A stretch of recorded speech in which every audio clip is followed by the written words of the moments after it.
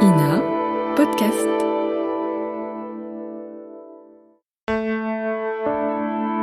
Ina Podcast.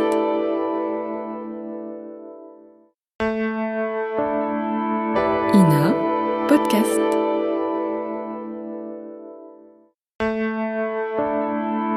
Ina Podcast.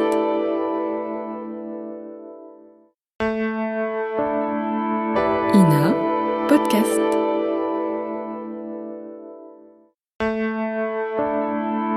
Ina Podcast.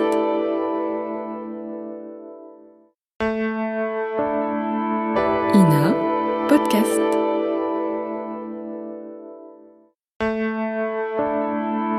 Ina Podcast.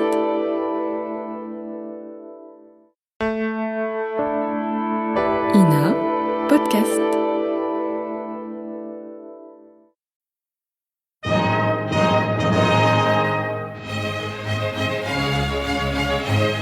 Bon baiser de partout.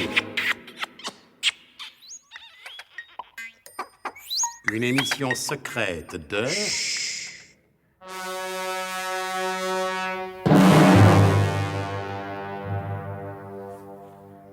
Donc, avec le colonel de Guerla, ses affaires n'ont pas traîné. Sitôt repéré l'astéroïde artificiel, la Croix du Nord, il a organisé en un tour de main la première expédition française vers l'espace. Une expédition secrète, bien entendu, dont les journaux n'ont soufflé mot. Et comme pour défier son invisible ennemi, le colonel de Guerlas a choisi comme base de départ cette base clandestine secrète utilisée naguère par cet ennemi. C'est-à-dire un atoll perdu par le nord-nord-ouest de Papeete.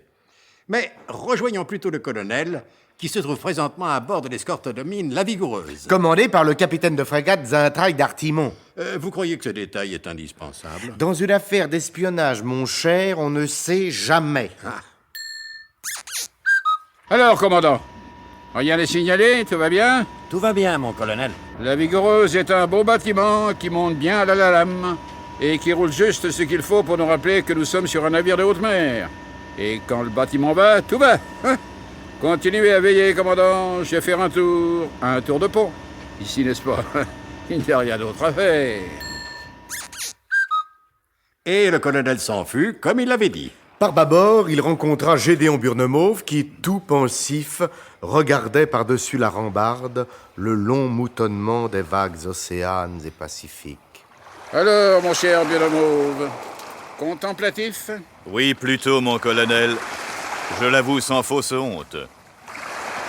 La Terre, La Terre, c'est rudement beau tout de même. C'est rudement beau, mais alors sacrément beau. Bougrement beau. Même quand c'est de la mer. Je perçois dans votre voix une certaine nostalgie. Serait-ce l'idée de quitter, pour un très court voyage, notre chère planète natale? Il y a de ça, en effet, mon colonel. Maintenant que je vous ai fait faire la connaissance de Léon Paslam, l'ingénieur qui a mis au point votre cabine spatiale, je pense que vous êtes tout à fait rassuré sur le plan technique. Oh, rassuré, c'est vite dit, mon colonel. Je ne nie pas que Léon Paslam soit un ingénieur fort compétent seulement, n'est-ce pas, ce qui me chiffonne, en quelque sorte. C'est le jugement un peu sommaire qu'il a porté sur ses confrères américains ou soviétiques. Oh, vous savez, les techniciens sont souvent jaloux les uns des autres. La jalousie passe encore. Elle est à peu près normale. Mais là, c'était alors carrément du mépris. Léon Paslam m'a dit textuellement les Américains tous des cons et les Russes tous des ivrognes. Et ça vous choque? Ce n'est pas que ça me choque, mon colonel, ça me chagrine, c'est différent. On pense ce qu'on veut des Américains ou des Russes, mais sur le plan spatial, ils ont fait leurs preuves. Tandis que Léon Paslam... Léon Paslam est un ingénieur français bien de chez nous. Ça devrait vous suffire, monsieur Burnemauve. Le chauvinisme est une chose, mon colonel, la science en est une autre. Monsieur Burnemauve, en tant que chef de SDIC, j'ai pris mes responsabilités et je les assumerai jusqu'au bout. Il y a un pépin, personne ne s'en prendra à vous. Tandis que moi, je risque ma carrière et ma réputation. Alors du moment que je fais confiance à Léon Paslam, vous pouvez faire confiance à Léon Paslam. Le moyen de faire autrement? Je vois venir vers nous votre compagnon de Cosmos. J'espère, monsieur Burnemauve, que vous ne lui avez pas sapé le moral. Ce serait difficile de toute manière, il ne comprend jamais rien à rien. Alors, mon petit Albert, en pleine forme? En forme de quoi, mon colonel? Bon, évidemment, ça ne s'arrange pas. Toujours à bord de la Vigoureuse, mais un peu plus tard, le commandant Xaintrailles d'Artimon s'adressa en ces termes au colonel Hubert de Guerlas. Mon colonel, pour des raisons de sécurité, vous m'avez bien recommandé d'envoyer par le fond toute embarcation qui se trouverait dans un certain périmètre autour de l'atoll de Tigre. Exact, commandant, tout à fait exact. Et ceci, en dépit des usages de la mer, sans aucune sommation. Sans sommation, c'est exact. Même s'il s'agit d'un radeau occupé par deux naufragés qui font des signes de détresse. Je sais. Votre cœur de marin saigne. Oh ça oui, il saigne. Vous ne connaissez pas les atroces rigueurs de la guerre secrète. Nos ennemis sont capables de tout. Et ils comptent justement sur notre pitié. Tout de même, mon colonel, Duralex, Sedlex. j'ai beau être un rude marin, Ah, si seulement vous les voyez comme je les vois à travers mes jumelles. Ah, prêtez-moi vos jumelles, commandant. Tenez, mon colonel. Merci. Mais qu'est-ce qui vous fait rire, mon colonel? Ce que je vois à travers vos jumelles. Et que voyez-vous à travers mes jumelles? Des jumeaux. Apparemment. Ah, si je pouvais me douter. Les frères Jules et Raphaël Fauderche. Vous les connaissez, mon colonel? Un peu que je les connais. Et vous maintenez votre ordre de les envoyer par le fond sans sommation? Ah, ils l'ont sans fois mérité. Seulement, Seulement, nous allons les recueillir à bord. c'est mieux ça, mon colonel. Vous m'avez enlevé un gros poids. Mon cœur de rude marin aurait saigné atrocement.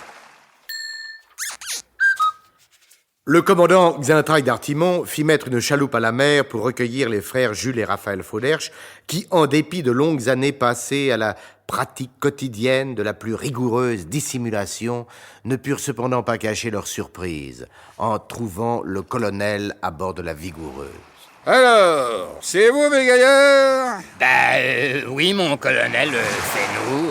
Officiel, Jules, c'est nous. Qu'est-ce que vous fichiez dans les parages? Et vous, mon colonel? Officiel, Jules, qu'est-ce qu'il faisait là, le colonel? Dites donc, là, hé! Quand vous aurez fini de vous foutre de moi? Oh, on se fout pas de vous, mon colonel. Officiel, Jules, on se fout pas du colonel, on est surpris, c'est tout. T'as raison, Raphaël. On est surpris. Drôlement surpris, même. Officiel, Jules, la surprise, elle est totale. Je devrais dire merci au colonel, Raphaël. Ça veut bien, Jules, mais pourquoi? Avoir acquisitionné tout ce grand navire pour partir à notre cerce. C'est gentil, ça. Officiel, Jules, c'est drôlement gentil. Merci, mon colonel. Vous savez ce que j'en fais de vos remerciements? À ton avis, Raphaël, qu'est-ce qu'il va en faire, le colonel, de nos remerciements? C'est pas, et ça ne regarde pas, Jules. Le colonel, c'est le colonel, et il a le droit de faire ce qu'il veut. C'est fini, oui? Je vous ai posé une question. Qu'est-ce que vous fichiez dans les parages? On y dit, Raphaël. Il y aurait intérêt, si vous ne voulez pas que ça barre de trop fort pour vos matricules. Du moment que le colonel te dit qu'il y aurait intérêt, c'est qu'il y a intérêt. Officiel, Jules. Alors, j'écoute. Je crois que vous allez être content de nous, mon colonel. Grâce aux initiatives qu'on a prises à nos risques et périls, on croit qu'on a une petite idée sur l'endroit où se trouve présentement et pour le moment le professeur Slalom Jérémy Ménerlas. Officiel, Jules, qu'on a notre petite idée sur la question. Et si que vous donniez l'ordre de nous servir à boire la moine des saules, mon colonel, je crois que ça serait pas de refus. T'as raison, Raphaël. Ça serait drôlement pas de refus.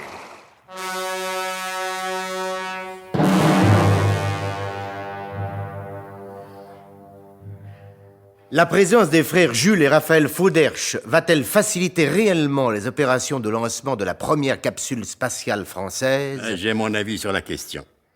Mais pour entendre si les événements vont me donner raison, je vous conseille très fortement l'écoute attentive des prochains épisodes de notre grand feuilleton d'espionnage. Et de suspense cosmique? Bon baiser de partout! C'était Bon baiser de partout. Une émission secrète de Pierre Dac et Louis Rognoni.